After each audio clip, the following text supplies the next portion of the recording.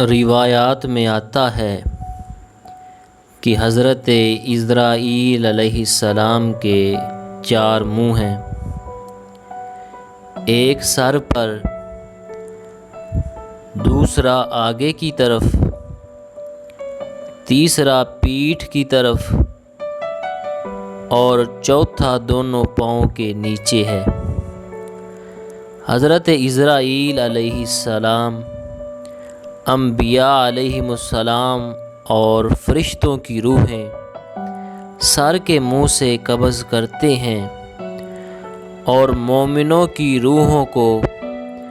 آگے والے منہ سے اور کافروں کی ارواح پیٹھ کے منہ سے قبض کرتے ہیں۔ اسی طرح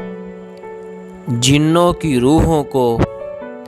پاؤں کے منہ سے قبض کرتے ہیں۔ ایک قدم حضرت عزرائیل علیہ السلام کا پل صراط اور دوسرا قدم ان کا جنت کے تخت پر ہوتا ہے، اور حضرت عزرائیل علیہ السلام کا جسم اتنا بڑا ہے، اگر تمام دریاؤں اور نہروں کا پانی ان کے جسم پر ڈالا جائے تو ایک قطرہ بھی زمین پر نہیں گرے گا۔